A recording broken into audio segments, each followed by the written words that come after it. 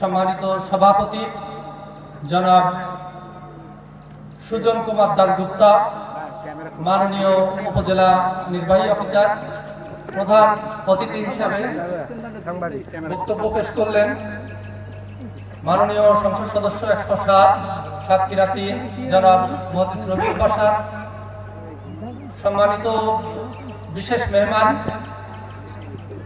Shamim Ahmad Khan, officer in charge হাসুলি থানা, উপজেলা প্রশাসনের প্রথম শ্রেণীর কর্মকর্তাবৃন্দ, অন্যান্য অতিথিবৃন্দ, প্রাণপ্রিয় মুক্তিযোদ্ধা এবং জুলাই শহীদদের আত্মীয় স্বজন, অন্যান্য অতিথিবৃন্দ, আসসালামু আলাইকুম ওয়া রাহমাতুল্লাহি ওয়া বারাকাতুহু।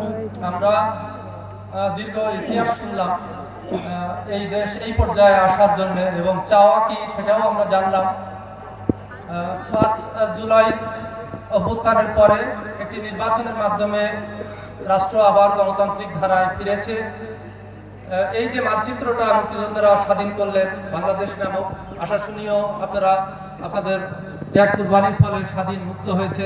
আমরা নির্বাচনের মাধ্যমে আমাদের সংগঠন থেকে এখানে এমপি মনোনীত হয়েছে। আমাদের 1 নম্বর কমিটমেন্ট হলো মুক্তিযোদ্ধাদের সর্বোচ্চ সম্মান দেওয়া। আমার সংগঠন এটা করবে। আপনাদের যে সুযোগ সুবিধা বিভিন্ন রকম আছে, সন্তান সন্ততি, জমি জায়গা, আমরা সর্বোচ্চ গুরুত্ব দেব। আমার এমপি মহোদয় ওনারও 2 ভাই মুক্তিযোদ্ধা, দেবাটার সাজান মাস্টারের সাথে থেকে তারা লড়াই করেছেন। একজন মারা গেছেন ইউনুস ভাই, অ্যাডভোকেট ইউনুস, আর একজন ইয়াসিন ভাই বেঁচে আছেন। উনিও আমার বলছেন যে আপনারা মুক্তিযোদ্ধাদের তারা আসলে সর্বোচ্চ সহযোগিতা দেবেন, এই আশাবাদ ব্যক্ত করে আমি আমার সংক্ষিপ্ত কথা শেষ করছি। আসসালামু আলাইকুম ওয়া রাহমাতুল্লাহি ওয়া বারাকাতুহু।